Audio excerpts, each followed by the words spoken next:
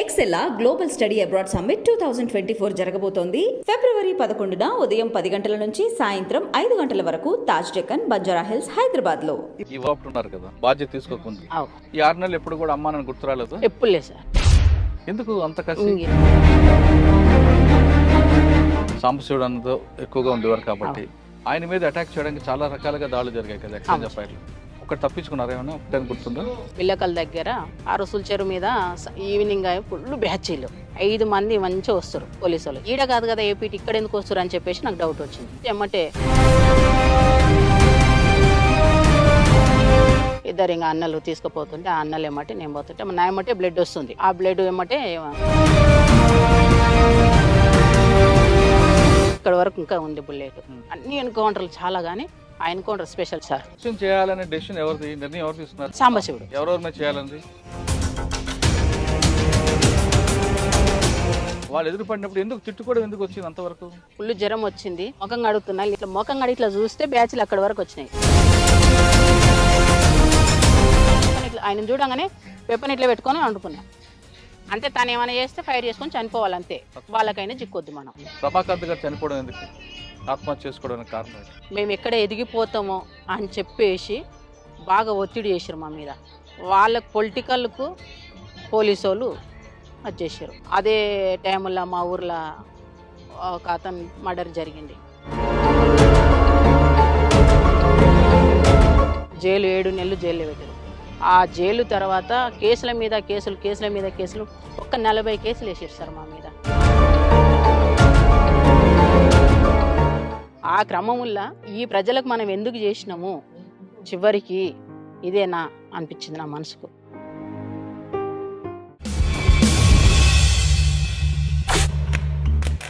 Welcome to crime confessions.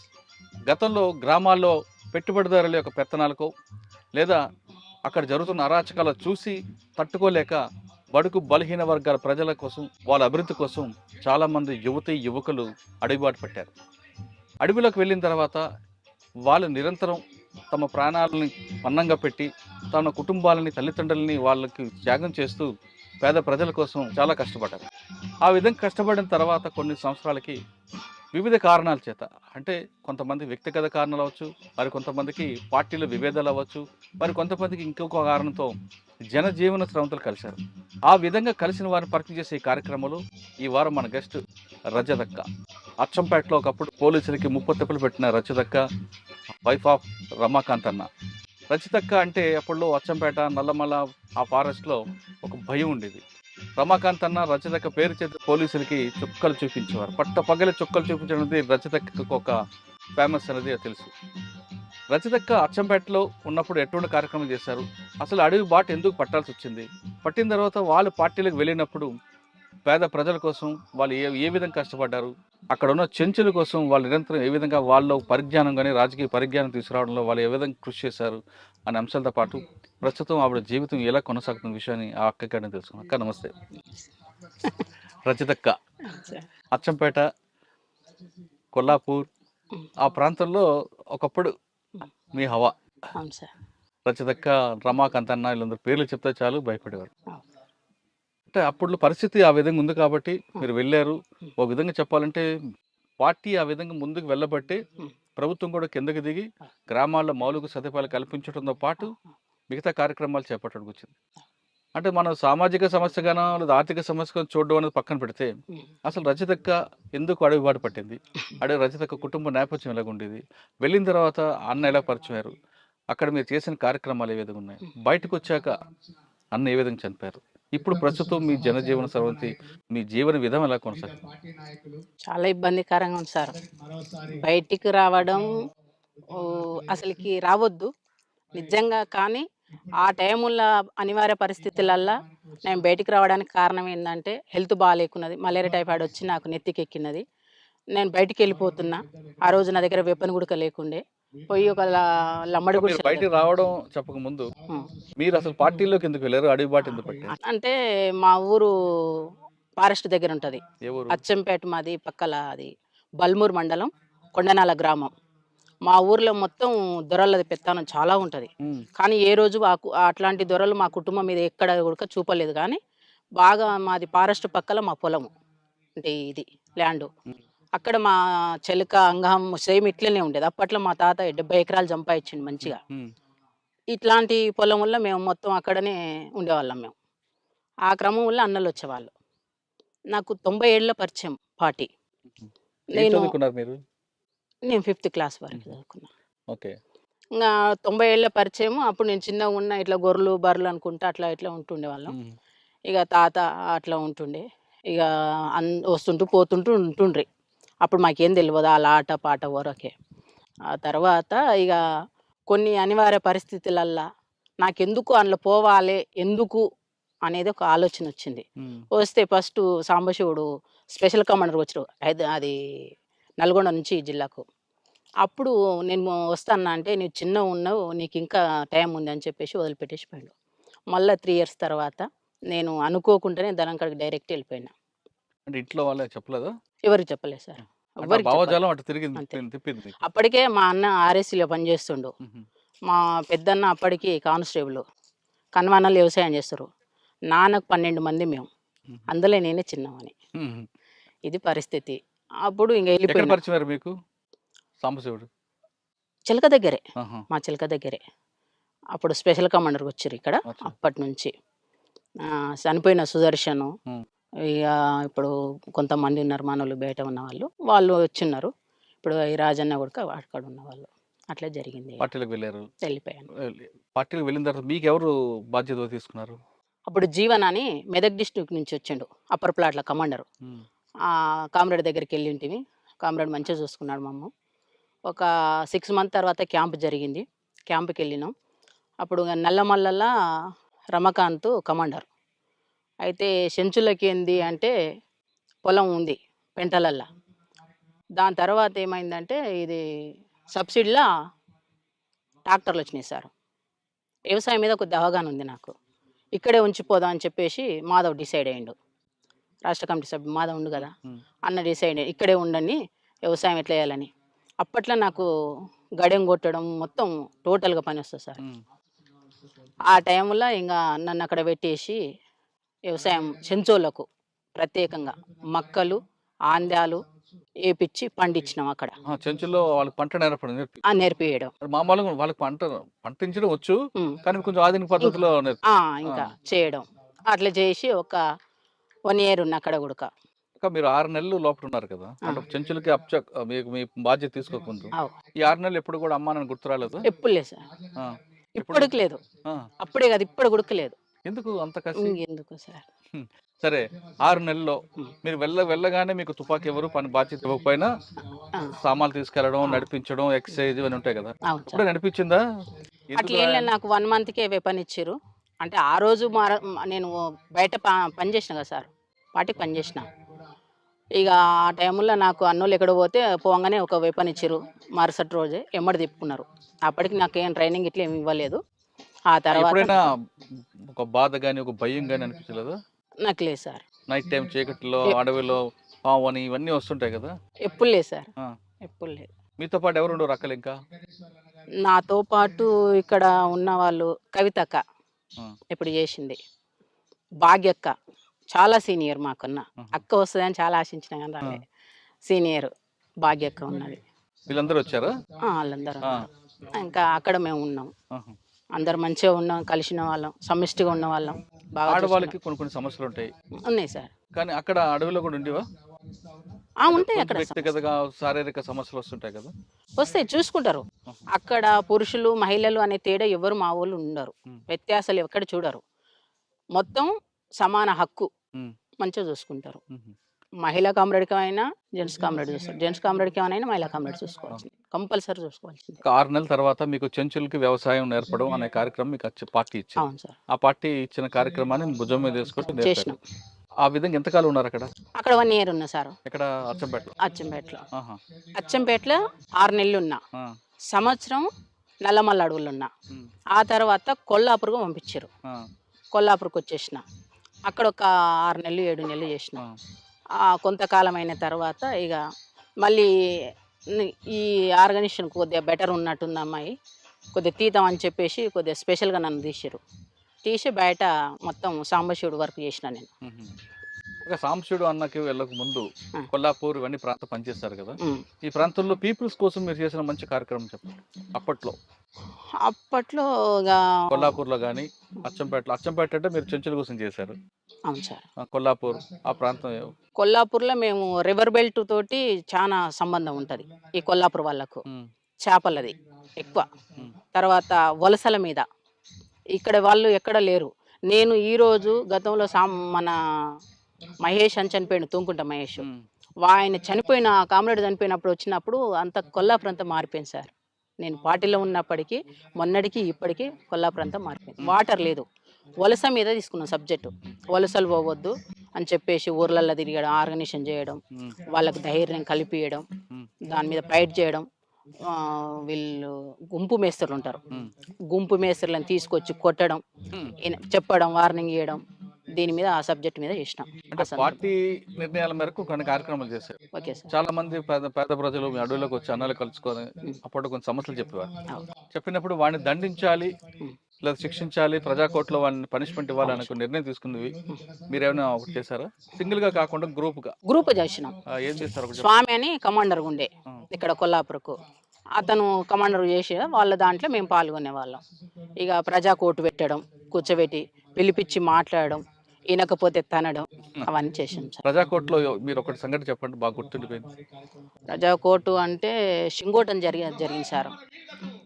అక్కడ ఇచ్చారు, అక్కడ మాట్లాడారు, సాంబశివుడు మాట్లాడిండ్రు.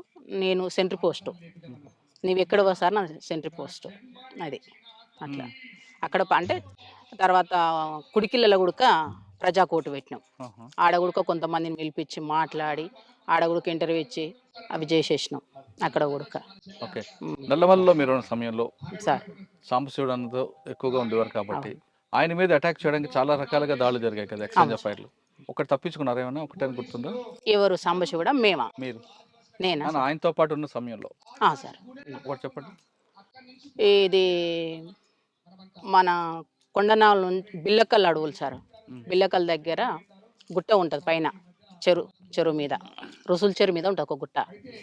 ఆ రుసుల చెరువు మీద ఈవినింగ్ అయి ఫుల్ బ్యాచీలు. ఈవినింగ్ అయింది, ఒక కామ్రేడ్ ఏం చేసి చాలా ఛాయ్ పిచ్చాయి కామ్రేడ్కు. ఇక వచ్చేసి మొత్తం కట్టెలు ఇడిచేసి ఛాయ్ పెడుతున్నాడు. ఆ టైంలో నేను ఏం చేసిన అంటే, నేను అప్పటికి 1+1 కమాండర్. నేను వెళ్ళిపోయి మొత్తం అన్నీ ఇంత కటింగ్ పేపర్ తీసుకొని పోయినా. వాళ్ళు చదువుతుంటే నేను బయటికి ఎట్లా పోయినా, వాష్రూమ్కి పోయినా. వెపన్ పెట్టుకొని వస్తారు. వెపన్ పెట్టుకొని వస్తుంటే ఏందబ్బా వీళ్ళు నల్గొండలా మనోళ్ళ అని చెప్పేసి నేను చూసేసిన. 2 అక్కలు సెంట్రీలు ఉండరు. కొద్దిగా అక్కలు కొద్దిగా ఏదో టెన్షన్ పడ్డరు, డౌన్ అయిపోయారు. కూర్చున్న వాళ్ళు డౌన్ అయిపోయారు, అట్లే పండుకున్నారు. ఎందుకు పండుకున్నారు అబ్బాయిలు అని చెప్పేసి నేను చూసే వరకు 5 మంది మంచిగా వస్తారు, పోలీసు వాళ్ళు ఇన్సాస్లు వేసుకొని వస్తారు. మాకు నల్గొండలో ఏపీటీ ఉన్నది, కానీ ఈడ కాదు కదా ఏపీటీ, ఇక్కడ ఎందుకు వస్తారు అని చెప్పేసి నాకు డౌట్ వచ్చింది. వచ్చేసి ఎమ్మటే ఫైర్ అని గట్టిగా కాసిచ్చేసిన, ఎమ్మటే ఫైర్ చేసేసిన. సాంబశివుడు, రమాకాంత్ వీళ్ళంతా రిట్రీట్ అయ్యారు. నేను ఒక్కదానే అయిపోయిన. అక్కడికి సెంట్రీ పండుకుంది. ఎమ్మటే నా మీద అటాక్ చేసేసారు. 5 మంది వెపన్స్తో మొత్తం నా మీద తూటాలు గుర్చేసినాయి. ఎమ్మటే గాయం ఇక్కడ నుంచి ఇక్కడ మొత్తం ఇక్కడ వరకు ఇంకా ఉంది బుల్లెట్. ఇక గాయాలైనాయి. ఇక అందరు వారిపోయారు, ఒక 3 ఉన్నారు, నన్ను తీసుకుపోయారు. ఇంకా మా ఎమ్మటే మొత్తం బ్లడ్. మా కామ్రేడ్స్ 2 ఉన్నారు నా ఎమ్మటి, జెంట్స్ కామ్రేడ్ 2. ఇంకా అన్నలు తీసుకుపోతుంటే ఆ అన్నలు ఎమ్మటి నేను పోతుంటే నా ఎమ్మటే బ్లడ్ వస్తుంది. ఆ బ్లడ్ ఎమ్మటే వచ్చేసారు పోలీసులు. అప్పుడు ఒక 8 రోజులు మేము డివైడ్ అయిపోయినాం. ఎక్కడోళ్ళం అక్కడ డివైడ్ అయిపోయి చాలా ఇబ్బంది పడ్డాం. ఆ ఎన్కౌంటర్లు మామూలు ఎన్కౌంటర్, అన్ని ఎన్కౌంటర్లు చాలా, కానీ ఆ ఎన్కౌంటర్ స్పెషల్ సార్. ఎందుకు అంటే ఎక్కడోళ్ళు అక్కడ విడిపోయారు, నాకు గాయమైంది. ఇక సాంబశివుడు ఎట్లా దిగారు, అన్ని ఊర్లలో బ్యాచీలు అంటే పెంటలల్లా అంతా ఏంటిది చింతకాయలు కలుసుకొని తిన్నాం సార్. తర్వాత మన బియ్యం నానబెట్టుకొని, ఆ ఎమర్జెన్సీ బాటిల్ ఉంటే మాకు ఎమర్జెన్సీ ఇక్కడ, అందులో బియ్యం నానబెట్టుకొని తినేసినాం. 2 డేస్ అయింది, సాధ్యమైతే లేదు. పైన చార్సిన మేడం హెలికాప్టర్లో కుమింగ్ చేస్తుంది. అప్పటికి ఒక ఎన్కౌంటర్ అయింది, బొమ్మనపల్లి అతను సీన్ అని కామ్రేడ్ చచ్చిపోయిండు. ఇంకా ఫుల్ బ్యాచ్లు సార్, ఎక్కడ పోయినా బ్యాచ్లు. ఇక నాకు సాయంత్రం వరకు మొత్తం ట్రీట్మెంట్ చేసేసారు. మళ్ళీ తెల్లారి ట్రీట్మెంట్ చేసేసి బ్లడ్ కంట్రోల్కి వచ్చేసింది. ఒకటే చెప్పేసిండు. ఏం చెప్పిండంటే, నీవేం చేస్తావో బ్యాచ్లు మొత్తం రిటీట్ కావాలని చెప్పేసి నాకు చెప్పేసిండు సాంబశివుడు. సమస్య. ఆ, సరే చలో అని చెప్పేసి నా ఎమ్మటి ఒక మురళి అనే అన్న ఉన్నాడు, ఆ. వచ్చిండు. ఉన్నాడా? అన్నాడు ఆ, మురళి, నేను, నా సభ్యుడు రాజు అని ముగ్గురం కలిసేసి వచ్చినాం. ఇక వచ్చేసి కొన్ని యాక్షన్లు చేసినాం. ఎక్కడ? పెద్ద కొత్త పెళ్ళి ఆహా, అంటే దానికి రివర్స్ చేస్తే బ్యాచ్లు ఇక్కడ అదవుతారని చెప్పేసి పిలిపించుకోవడానికి బ్యాచ్లు అచ్చా. ఇక్కడ అటాక్ ఏంటంటే యాక్షన్ చేయాలనే డెసిషన్ ఎవరిది, నిర్ణయం ఎవరు తీసుకున్నారు? సాంబశివుడు. ఆహా, ఎవరెవరి మీద చేయాలంది? పొలిటికల్ టీడీపీ పార్టీ ఎవరు ఉంటే వాళ్ళు. ఏం చేస్తారు టీడీపీ అప్పుడు పార్టీ action? ఉన్నప్పుడు ఎంపీపీనే ఆయన ఆహా. బహుశా ప్రేమ్ ప్రకాష్ అని. అంటే ఆయన నేరం చేశాడా లేదా పార్టీ నిర్ణయం మేరకేనా? పార్టీ నిర్ణయం పదవిలో ఉంది కాబట్టి, గవర్నమెంట్ పదవిలో ఉన్నాడు ఎన్ని కాబట్టి. గంటలప్పుడు ఎక్కడ ఎన్ని గంటలప్పుడు చేశారు? యాక్షన్ ఎన్ని గంటలకా? పొద్దున్న పొద్దుగాల 12 గంటలకు. మిట్ట మధ్యాహ్నం. ఉమ్. కానీ పోలీసులకు మీరంటే ఎందుకు అంత అప్పుడు హడలు ఉండేది? సార్ ఆ? నాకు తెలియదు, నాకైతే తెలియదు కానీ అది అట్లా నిలిచిపోయింది జిల్లాలో అయితే. అంతే. రజిత టార్గెట్ అని ఒక టీమే తిరిగేది కదండి. అవును సార్, ఉమ్. టీమే కదా సార్. రిలయన్స్ ఫోన్లో నా కోసం అచ్చంపేటలో మజీద్ సిఐ అని 200 ఫోన్లు ఇచ్చిండు. ఆహా. ఇప్పుడు ఉన్నాడు మజీద్ సార్, డిఎస్పి ఎక్కడ? హైదరాబాద్లో చేస్తుండు. ఆ. నా కోసం స్పెషల్గా పంపించిండు. ఎందుకు 200 ఫోన్లు? ఏడ కనిపిస్తే ఆడ ఫోన్ కొట్టారు రజిత అక్క, ఆ. అంతే ఉహు. ఇచ్చేసిండు. ఆ. ఎక్కడ కూడా అది కాలే అబ్బా, పోలీసులు ఇంత నిర్బంధం పెట్టినప్పుడు కూడా సార్. నల్లమలలో సాంబశివుడు కానీ మీరు కానీ తర్వాత కృష్ణన్న కానీ రమాకాంత్ గాని ఈ విధంగా తప్పించుకున్నారు అంటే చెంచుల సహకారమైనా లేదు? ఆహా. ప్రజలు ఇంపార్టెంట్. ప్రజలతో మమేకం అయితే ఎవరైనా ఓడిపోతారు. ప్రజలు తలుచుకుంటే ఎవరైనా మనం చీడపురుగులమే సార్, నాకు తెలిసినంత వరకు అయితే. ఉహు. ఇక నేను తిరిగే క్రమం వల్ల బాగా టార్గెట్ చేసినాను, ఉమ్. మామూలు టార్గెట్ చేయలే. ఇక ఏమంటారు దాని బ్యాచీలు రకరకాల ఎదురుబడి పీకులాడుకున్నాను గలీజ్గా. ఉహు. అప్పుడు నేను మావోయిస్ట్ అని మర్చిపోయినా. నేను ఎందుకు? ఎవరు? ఏ బ్యాచ్? పోలీసులు నేను ఆహా. మావోయిస్ట్ అని మర్చిపోయినా. ఆ. వాడు గలీజ్గా అన్నప్పుడు మనం ఎందుకు అనాలి? అసలు యాక్చువల్గా మా పార్టీలో మావోయిస్ట్ పార్టీ అని అనొద్దు గలీజ్గా. అవును. మావోయిస్ట్ పార్టీలో గలీజ్గా పీపుల్స్ మాట్లాడదు. వార్లో అప్పుడు. ఆ. ఆ. ఈ క్రమంలో అతను అంటుంటే, పోలీస్ అంటుంటే నేను కూడా ఆ ఎక్కడ మాటలు ఎదురుపడ్డారు మీకు వాళ్ళు ఎదురుపడినప్పుడు ఎందుకు తిట్టుకోవడం ఎందుకు వచ్చింది అంతవరకు? ఎందుకు వచ్చిందంటే, నేను ఇట్లా ముఖం కడుగుతుంటున్నా. ఒకటైంది సార్, ఫుల్ జ్వరం వచ్చింది. ఇట్లా ముఖం కడుగుతున్నా, లేచి అమ్మలు వస్తా అమ్మ అన్న చిలకల కొబ్బరి చెట్టు మాడి చెట్టు ఉంది. అమ్మలు వస్తున్న క్రమంలో ఆ. ఇట్లా ముఖం కడిగి ఇట్లా చూస్తే బ్యాచ్లు అక్కడి వరకు వచ్చినాయి, సేమ్ షెడ్ వరకు వచ్చేసినాయి. ఉమ్. అబ్బా ఇక్కడ వరకు వచ్చినాయి ఏంది ఇట్లా చూసి, షాము ఏం పోలీసులు లేకురా అన్న. ఏం కామ్రేడ్ అన్నా, కామ్రేడ్ ఎప్పుడు వెళ్ళిపోయాడు. ఆ. నేనేం చేయాలి? నేను జ్వరం అతనున్నా. లేచి చూస్తే అంతా మొత్తం బ్యాచ్లు చుట్టుముట్టేసినాయి. ఆ. ఆ బ్యాచ్ మొత్తం నాకు రౌండ్ ఆఫ్ చేసినాయి. ఏం చేయాలో నాకు అర్థం కాలే. ఒక ఎంత 8-9 ఫీట్ల ఎత్తుకు గోతి ఉంటుంది, గోతిలో దుంకేసిన. ఉమ్. ఇక్కడ పోయింది అని చెప్పేసి అన్నారు. వాళ్ళు అటు వాగానే ఇట్లా లేచిన. ఇంకా బూతులను తిట్టుకుంటే ఏమంటారు, ఫైర్ చేయలే వాళ్ళు. ఉహు. ఫైర్ చేస్తే పడిపోయేదాన్ని. ఉమ్. వాళ్ళు నేను కనీసం ఒక 6 కిలోమీటర్ రన్నింగ్ సార్. ఉమ్. 6 కిలోమీటర్ మామూలు రన్నింగ్ కాదు. ఆ. ఫస్ట్ టైం అది ఇంకొకటి ప్లేన్ ఏరియాలో రన్నింగ్ మామూలు ఉండదు. అవును. అట్లా రన్నింగ్ చేసిన. అంటే పరిగెడుతూ బూతులు తిడుతూ పరిగెట్టారు. ఉమ్. ఇంకా అట్లా వెళ్ళిపోయేసిన. ఆడ తప్పించుకొని పోయి ఇంకొక ప్లేస్కి పోయినా. ఉమ్. ఇంకొక ప్లేస్కి పోయి వర్షాన్ని ఉంటే, ఆ వర్షాల వైపు వర్షాన్ని ఎర్జి ఉంటుంది కదా ఒడ్డు, ఆ ఒడ్డు పక్కల వండుకున్న వర్షాన్ని స్టార్ట్ చేసుకొని నా పైన పక్కనే వచ్చేసి కాలు చేతులు కడుక్కుంటాడు పోలీస్ ఆయన ఉడక బోర్కాడ. ఏందబ్బా అని ఇట్లా చూస్తే అట్లే అనికి పండుకున్నా. ఏమనుకోలే, వెపన్ తీసుకుని ఎడబెట్టుకుని ఎట్లనే అనికి పండుకున్నా. ఉహు. ఆయన పడుకున్నాడా? ఆయన ఏమనలే, ఆ. ఆయన కడుక్కుంటుండు, వేసి కడుక్కుంటుండు. నేనేం చేస్తున్నా, వెపన్ ఇట్లా ఆయన చూడంగానే వెపన్ ఇట్లా పెట్టుకొని వండుకున్నా. అంటే తను ఏమైనా చేస్తే ఫైర్ చేసుకొని చనిపోవాలంతే, వాళ్ళకైనా చిక్కొద్దు మనం. అది మా పార్టీ బాగా చెప్పేసి. మరి ఆయన చూడలేదా మిమ్మల్ని? నన్ను చూడలే. పక్కన గడుకు వెళ్ళిపోయాడు ఆయన. చూడలే. ఈయనొక్కడు ఇతను వచ్చి అక్కడ కనుమ బ్యాచ్ ఉంది వెళ్ళిపోయారు. వాళ్ళు వెళ్ళిపోగానే కొద్దిగా అసలు ముందుకు జరిగేసి ఆ వెపన్ ఆనే పెట్టేసి మళ్ళీ ఎప్పట్లేక మామూలుగా ఊర్లోకి వచ్చేసి ఒకంత అప్పటికే 4-5 డేస్ అయింది. అన్నం లేదు, ఫుల్ ప్లేను. ఇదంతా ఏరియా అచ్చంపేట ఉప్పునంత మండలంలో. ఇంకా తినేసినాం. ఇంత తినేసిన మళ్ళీ మార్నింగ్ లేచిన. మళ్ళీ మార్నింగ్ ఏడికి వెళ్ళినంటే ఐనూలు పక్కకి వెళ్ళిన సార్. ఐనూలు మధ్యలో ఆ క్రమంలో అక్కడ ఏనపోటు వచ్చేస్తారు. అప్పుడు కూడా ఏం చేయాలని అర్థం కాలే. ఆ ఏనపోటు వస్తుంటే ఏం చేసిన బుడ్డ విషయం ఇదే దినం ఇదే టైం ఇంకా బుడ్డ శని వీక్తున్నారు. వాళ్ళతో పాటు అట్లే బుడ్డ శని వీక్కుంటా ఆ బుడ్డలు పీకిన చెత్త తీసేసి కార్బాన్ మీద వేసేసిన. స్టెన్ కార్బాన్ ఎప్పుడు నాకు తీసి దాని మీద పడేసిన. అయిపోయాయి. వాళ్ళు ఎవరో చెలుకోలు అనుకున్నారు. ఆ కొనాక అడిగింది. నేను ఇక్కడ మళ్ళీ ఇంకా బుడ్డ శని వీక్తున్నా. సాధారణంగా ఒక దగ్గర మీటింగ్ పెట్టుకున్నప్పుడు పార్టీలో సార్ ఏదైనా ఇష్యూ రిట్రీట్ అవుతారు మీ అందరూ, మీరందరూ విడిపోతారు. అవును సార్. విడిపోయిన తర్వాత ఎక్కడెక్కడికి వెళ్తారు? అందరూ కలిసి పరిగెట్టరు. అవును. మళ్ళీ మీరు అందరూ ఎక్కడ కలుస్తారు? కలవాలనుకుంటే ఏం ప్లాన్ ఏంటి? ఏ పిట్ పెట్టుకుంటాం సార్. ఇప్పుడు ఈ ఏరియా ఉంది, ఈ ఏరియాలో ఈ షెడ్ ఉంది, ఇక్కడికి రాండి అని.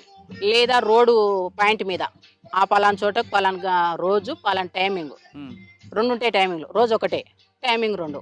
1కి 12కన్నా 12కి మిస్ అయితే 1కి రండి అంతే. ఇది మిస్ అయితే మళ్ళీ ఆల్టర్నేట్ ఇంకొకటి పెట్టుకుంటాం. అక్కడికి వెళ్తాం. అక్కడికి వెళ్ళినప్పుడు ఆడ పికప్ చేసుకుంటాం. అట్లా కలిసి కానీ ఒకేసారి కలిసి వెళ్ళడం అనేది కష్టం కదా, కష్టం. పోలీసులు ఎదురు. ఎన్కౌంటర్ అయినా పిడిపోతాం సార్. తర్వాత అమ్మ ఇంకొకటి, అప్పుడులో మీకు బాగా సార్. పోలీసు ఎవరు ఎక్కువగా మీకు ఇబ్బంది పెట్టేది? నల్లమల్లులు రకరకాల ఆఫీసులు పనిచేశారు. ఇప్పుడున్న శ్రీనివాసరెడ్డి సార్. కొత్తకోట శ్రీనివాసరెడ్డి శ్రీనివాసరెడ్డి సార్. ఆయన బాబుని రెస్పెక్ట్ చేసినప్పుడు. అవును sir. OSD Rajesh Kumar. Rajesh Kumar. Okay. తర్వాత ఓఎస్డి లడ్డ వచ్చినాడు. తర్వాత మన మేడం చారుసిన మేడం. వీళ్ళ నలుగురు మీకు బాగా ఫైట్ చేస్తారా? బాగా టైట్, మామూలు టైట్ కాదు. శ్రీనివాసరెడ్డి ప్రేలను అంతా ఎన్కౌంటర్లు అయినాయి. ఇక మేడం ప్రేలను కొద్దిగా అందరినీ ప్రజలకు రాగుంజి బయటికి రప్పించింది. ఆ ప్లాన్ చేసినాను. దానివల్ల చాలామంది సరెండర్ అయ్యారు. ఇంకొకటి నిర్బంధం కూడా ఎక్కువైంది సార్. వాస్తవంగా నిర్బంధం ఎక్కువైంది, కమ్యూనికేషన్ తెగిపోయింది, నాయకత్వం అంతా ఏఓబి వెళ్ళిపోయారు. మాకు ఎవరు లేని పరిస్థితి ఏర్పడ్డది. ఇంకంతా చిల్లంబల్లమైంది. కోనాపూరి సాంబశివుడితో పాటు వాళ్ళ తమ్ముడు రాములు ఎప్పుడైనా మీకు ఎదురుపడ్డారా? చర్చలప్పుడు ఏపీటీ నేనే ఇదే ఏరియాలో తీసుకొచ్చిన. ఈ ఏరియాలో అమ్మని నాయనని అన్నని చర్చలప్పుడు. ఆ తర్వాత సరే, పార్టీ విప్లవం పక్కన పెడితే మీ ఇద్దరి మధ్య వివాహం ఎలా జరిగిందమ్మా? రమాకాంతానికి మీకు పరిచయం ఎక్కడ? నేను కొల్లాపూరు సభ్యురాలుగా వచ్చిన సార్. అంటే డిప్యూటీ కమాండర్గా వచ్చిన. ఆ క్రమంలో తనకి ఏమనిపించిందో లెటర్ పంపించిండు. లెటర్ పంపిస్తే నేను ఆ లెటర్ ఇప్పకుండా సాంబశివుడికి తీసుకుపోయి ఇచ్చేసిన. మళ్ళీ సాంబశివుడికి పోయినప్పుడు 3 నెలలు అయింది. ఆ లెటర్ అట్లే కిట్ బ్యాగ్లో దాచిపెట్టుకొని పోయి తీసుకుపోయి ఇచ్చేసిన. కామ్రేడ్ ఇది పంపించిన లెటరు అని అంతే. అట్లే ఉండదు, మళ్ళీ పిచ్చి పిచ్చిగా రాయారు. మంచిగానే మీరు చదువుకోండి, తినండి, శత్రువుకి ఎక్కడ భయపడకండి అని చెప్పేసి కొన్ని అంశాలు మంచిగా ఇచ్చేస్తారు. ఇక అట్లా రాసిండు. తీసుకుపోయి చూపిస్తే ఇట్లా చెప్పిండు. అట్లా రాసిండంటేనే దాని అర్థం మన మీద ప్రేమ పుట్టిందని దాని అర్థం. అంతే. ఇక ఆ క్రమంలో తను ఆ కామ్రేడ్ని పిలిచిండు. ఏంది రమాకాంత్ ఇట్లా అంటే, అవును కామ్రేడ్ అని చెప్పిండు. మరి నీదేంది అభిప్రాయం అన్నాడు. నాకు లేదు సార్, నాకు అలాంటిది లేదు కామ్రేడ్, కొంత టైం ఇవ్వండి నాకు, కొద్దిగా నేను ఒక పొజిషన్కి వెళ్ళినాక చేసుకుంటా అని చెప్పేసి అనుకున్నా. కొద్దిగా చూడండి అన్నాను. లేదని చెప్పేసిన. ఆ తర్వాత మళ్ళీ ఒక 6 months తర్వాత మళ్ళీ కూర్చోబెట్టి మాధవు, సాంబశివుడు, గజ్జి శ్రీశైలం, సంతోష్ చంపేశారు. వీళ్ళు 3 కూర్చోబెట్టి నాకు కర్య నరసప్ప, వీళ్ళు 4 కూర్చోబెట్టి నాతో మాట్లాడారు. మాట్లాడితే కొద్దిగా టైం ఇవ్వండి సార్ అని చెప్పి, కామ్రేడ్ అని చెప్పేసిన. సరేలే అని చెప్పేసి అన్నారు. ఇంకా ఆ టైంలో కూడా నాకు వద్దనిపించింది. నా పట్టుదల ఏంటంటే ఒక జిల్లా సెక్రటరీగా అయినాక నేను పెళ్లి చేసుకోవాలనేది నా పట్టుదల అది. కానీ అనివార్య పరిస్థితులలో కమాండర్లనే నేను పెళ్లి చేసుకున్నా. కమాండర్ స్థాయికి వెళ్ళిపోయినాక, అంటే కమాండర్ అది చేసుకున్నారు. ప్లాటూన్ సెక్షన్ కమాండర్ ఉడిమిల్ల దగ్గర సార్. ఉడిమిల్ల దగ్గర మంచిగా చేసిరు. పార్టీలనే మా లాంటి పెళ్లి ఎవరికి చేయలేదు. మంచిగా ఆటలు తీసుకొచ్చి చేసి సేమియా చేసి ఆట పాటలు సేమ్ ఇట్లనే చేసేసి ఈ పక్కన ఊరు పక్కనే అది కూడా సేమ్ పెళ్లి చేసేసారు. పెళ్లి చేసిన తర్వాత నైట్ పెళ్ళైంది, మార్నింగ్ విడిపోయినాం. తను గుంటూరుకు రాకెట్ లాంచర్ ట్రైనింగ్కి వెళ్ళిపోయాడు రమాకాంత్.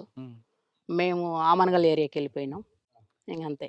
మళ్ళీ ఆయన ఒక 3 నెలల తర్వాత వచ్చిండు. మ్మ్. 3 నెలల తర్వాత వచ్చి ఒక 5 డేస్ కలిసున్నాం. ఆ తర్వాత మళ్ళీ నన్ను బయటకు పంపించేసారు. ఇక బయటకు పంపించేసిర్రు. ఇక కామ్రేడు సెక్రటరీగా పనిచేసిండు.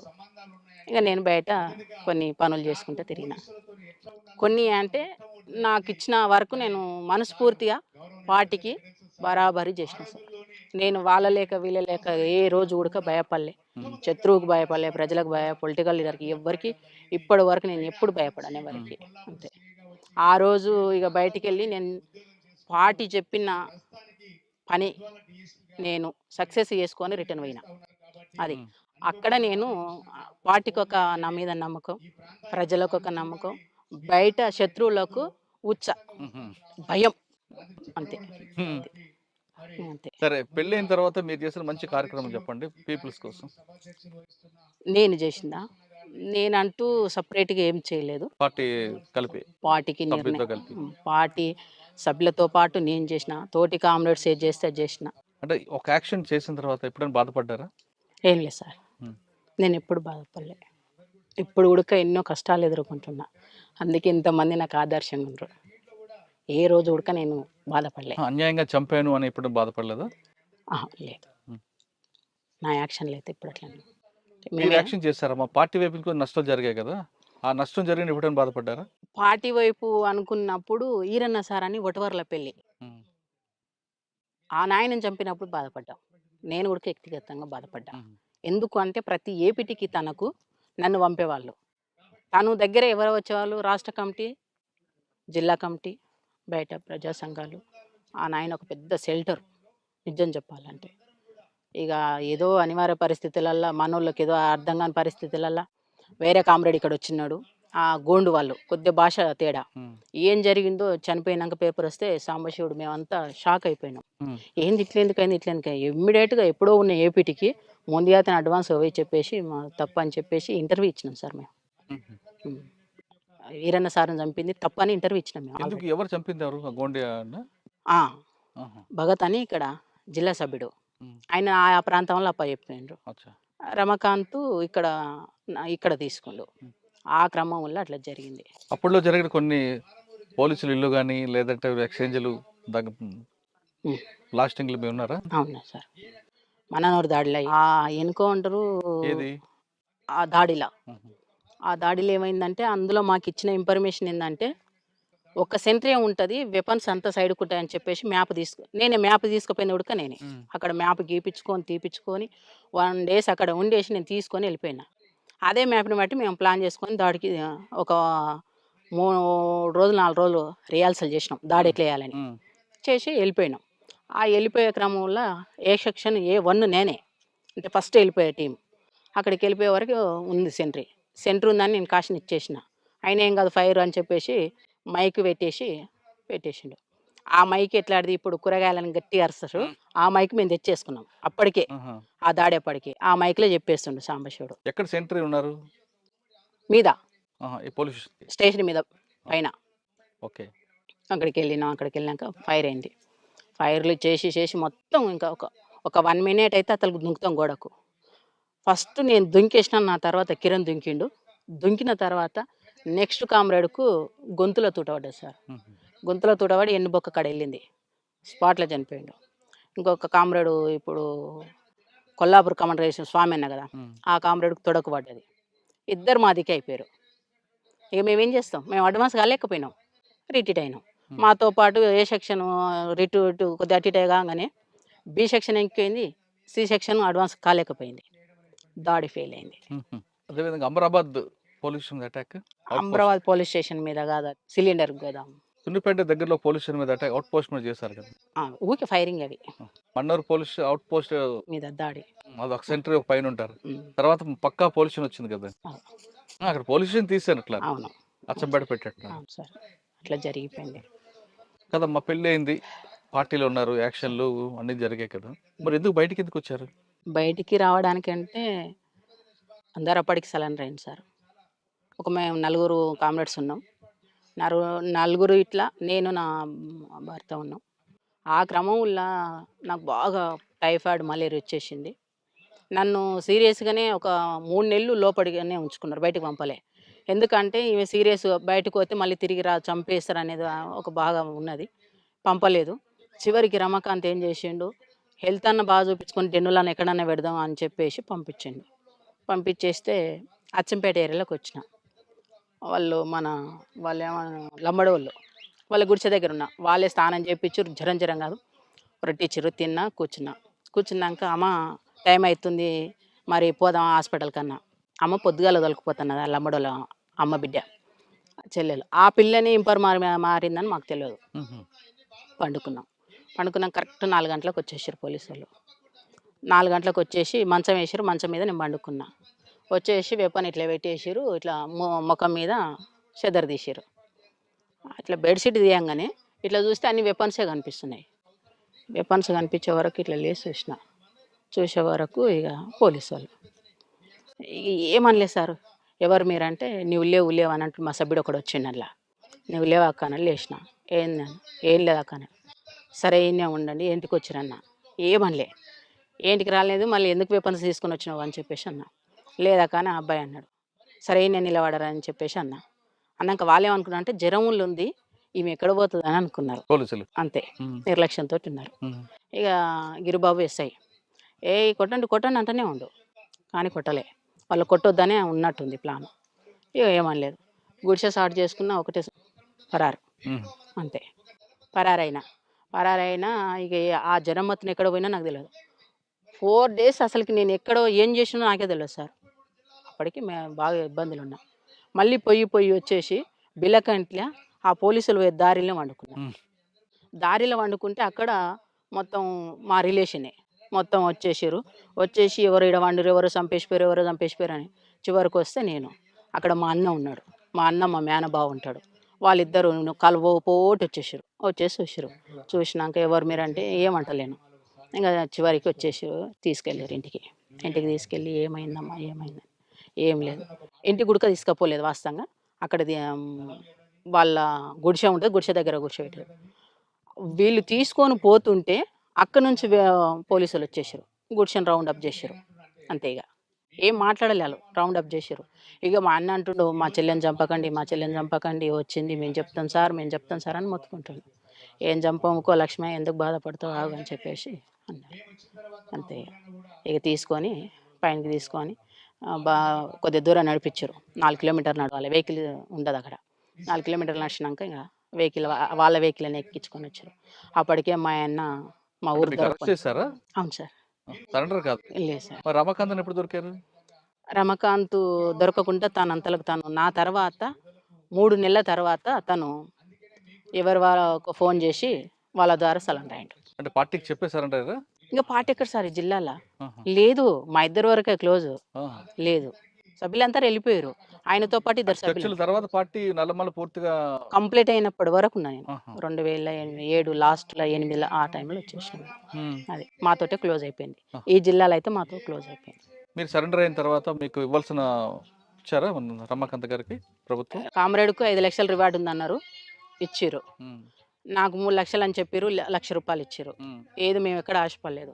దాన్ని తీసుకొచ్చుకొని మేమేం చేయలేదు. ట్రాక్టర్ తెచ్చుకున్నాం. మేము ఖర్చు ఏం పెట్టుకోలేదు. ట్రాక్టరు ఒక 2 సంవత్సరాలు నడిచింది సార్. ఇంకా తర్వాత ఇంకా కింది మీదకి అయిపోయింది. హ్మ్. అంతే. కదమ్మా, బయటకు వచ్చారు. హ్మ్. ప్రభుత్వం ఇచ్చిన డబ్బులతోనో ట్రాక్టర్ కొనుక్కొని సామాన్య కుటుంబంలో నడుస్తున్న సమయంలో హ్మ్. రమాకాంత్ గారు చనిపోవడం ఎందుకు? ఆత్మహత్య చేసుకోవడానికి కారణం ఏంటి? చనిపోవడానికి కారణం ఏంటంటే మేము బయటకు వచ్చి మంచిగానే ఉన్నాం సార్. మంచిగా ఉన్న క్రమం వల్ల ఈ పొలిటికల్గా మేము ఎక్కడ ఎదిగిపోతామో అని చెప్పేసి బాగా ఒత్తిడి చేశారు మా మీద.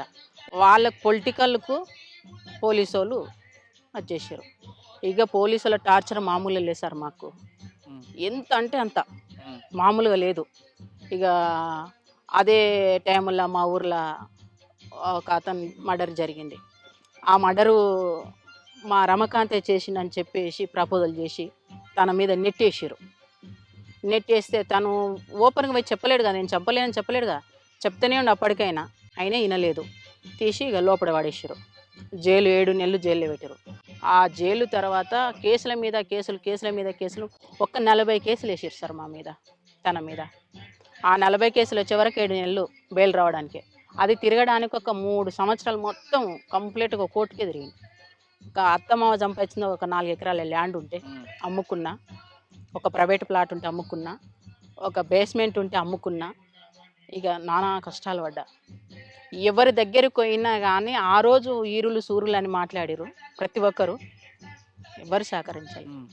అంటే అప్పుడు అనిపించింది నాకు, ఇలాంటి చెత్త వ్యవస్థకు మనం పనిచేసినామా, నేను ఎందుకు పోయినా, ఈయన ఎందుకు పోయిండు, ఎందుకు చేసిండు చెత్త వ్యవస్థలా, మాకు అప్పుడు అనిపించింది సార్. అప్పటి వరకు మంచిగా అనిపించింది. కానీ ఆ తర్వాత బయటకు వచ్చినాక మేము ఇన్ని ఇబ్బందులు పడుతుంటే ఎవరికి మాకు హెల్ప్ చేయలే. ఏ పొలిటికల్ లీడర్ హెల్ప్ చేయలే, ఏ పోలీస్ హెల్ప్ చేయలే. సాధారణ జనం మమ్మల్ని అంటేనే ఒక దొంగ, ఒక రవిడి ఈ కోణంలోనే చూసిండు. ఆ పరిస్థితిలో వెళ్ళిపోయింది అంటే అప్పుడు అర్థమైంది వ్యవస్థ అంటే ఏంటో మీకు. అంతే. ఈ చెత్త వ్యవస్థకి మేము ఎందుకు చేసినాము, అందుకే ఇప్పటి వరకు నా మైండ్లో ఈ చెత్త వ్యవస్థకి ఎందుకు, ఇప్పటి కూడా పొలిటికల్గా రా అని పిలుస్తారు నన్ను, కానీ ఇలాంటి వ్యవస్థకు నేను సెట్ కానేమనిపించింది సార్. నేను అది చాలా అసలుకి ఇవన్నీ ఒడిదుడుకులు ఎదుర్కొంటూ వస్తున్నాం. నేను పార్టీలా బలంగా ఒడిదుడుకులు ఎదుర్కొంటూనే ఎదిగిన, ఇక్కడ ఉడక ఒడిదుడుకులతోటే బతుకుతున్నా. అన్న ఎలా చనిపోయారు? ఆత్మహత్య చేసుకున్నారా? అవును సార్. అన్న మీద తెలిసి వయసులో లోపలికి వెళ్ళారు, అవును సార్. అమ్మా నాన్న కాదని. అక్కడ పార్టీ ఆదేశాల మేరకు పీపుల్స్ కోసం పనిచేశారు, రమాకాంత్ పెళ్లి చేస్తున్నారు. ఒక చిన్న కుటుంబం మీది. మీకు జీవితం అంటే పార్టీ లేదంటే రమాకాంత్ అన్న, ఇక వేరే ప్రపంచం ఏం తెలియదు సార్. బయటకు వచ్చిన తర్వాత ఇంక ప్రపంచం అంతా కూడా రమాకాంత్ అన్న పాప. అటువంటిది ఒకేసారి రమాకాంత్ గారు సూసైడ్ చేసుకుంటే, ఆత్మహత్య చేసుకుంటే మీకు ఏమనిపించింది? ఇక కుటుంబం జీవితం అంత ఇంతే అనుకున్నారా? అంటే అంతకన్నా ముందు తను జైల్లో ఉన్నప్పుడు ఫీల్ అయినా సార్. నేను జైలు కాడికి ఒకరోజు తప్పించి ఒకరోజు, పాప చిన్నది, ఒక 2 సంవత్సరాల పాప. ఆ పాపను ఎత్తుకోవాలి, పోవడానికి ఛార్జీకి పైసలకు కూలి పోవాలి. నేను కూలి పోతే 2 రోజులు కూలి పోతే ఆ కూలి పైసలు తీసుకొచ్చుకొని ఈ జైలు కాడికి పోవాలి. నేను ఈ స్టేజ్కి వచ్చేసింది నా పరిస్థితి. ఇక అప్పుడు అనుకున్నా, వద్దు ఇట్లాంటి పరిస్థితులు వద్దని చెప్పేసి చాలా కష్టపడి చాలా ఇబ్బందులు పడి తనను బయటికి తీసుకొచ్చుకున్నా. తనను బయటికి తీసుకొచ్చుకున్నాక ఇంకా అప్పులు చాలా అయినాయి. ఏం చేయాలో మాకు అర్థం కాని పరిస్థితి. ఒక్కొక్క కేసుకు ఒక్కొక్క లాయర్ ఒక 50,000 తీసుకున్నారు సార్. అట్లా 40 కేసులు ఉన్నాయి నాకు మా సార్ మీద. ఆ 40 కేసులు నేను ఎక్కడి నుంచి ఎట్లా కట్టాలి, అన్నీ తీసుకొచ్చిన తర్వాత అమ్మేసిన తర్వాత చాలా ఆర్థికంగా ఇబ్బందులు ఎదుర్కొన్నాక కొద్దిగా అటో ఇటో కొద్దిగా మంచినే, తను ఎక్కడ పోకపోయేవాళ్ళు. నేను తన పాపను పెట్టుకొని ఉండేది, చిన్న షాప్ పెట్టుకొని ఉండేది.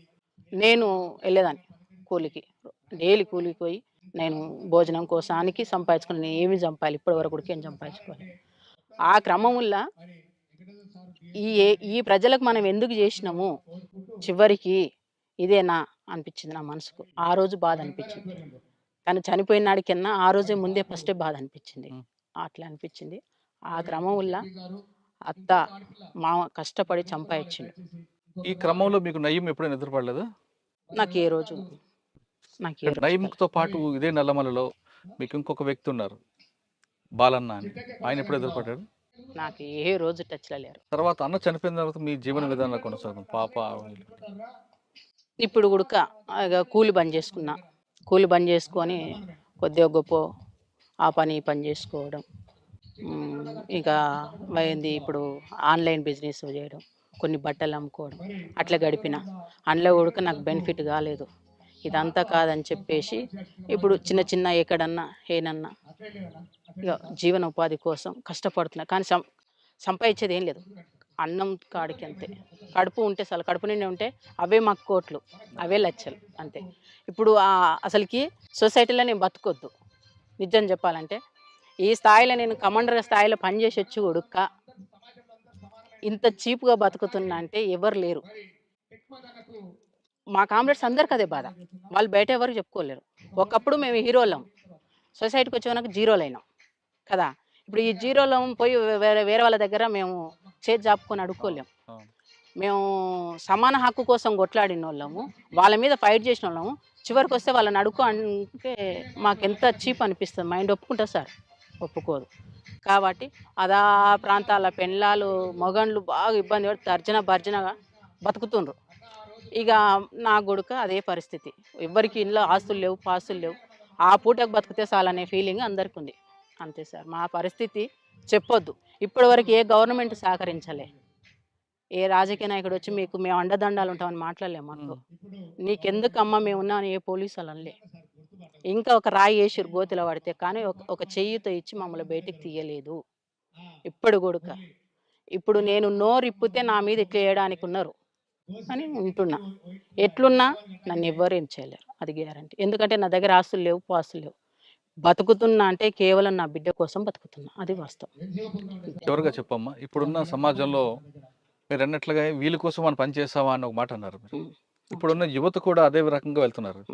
ఇప్పుడు చూస్తున్న యువతకు చూస్తున్న మీకు ఏమనిపిస్తుంటుంది? ఇప్పుడున్న వాళ్ళు వీళ్ళంటి వాళ్ళు ఒక లక్ష్యం కోసం వెళ్ళారు, ఇప్పుడు వాళ్ళందరూ కూడా వేరే వేరే మార్గాల్లో వెళ్తున్నారు.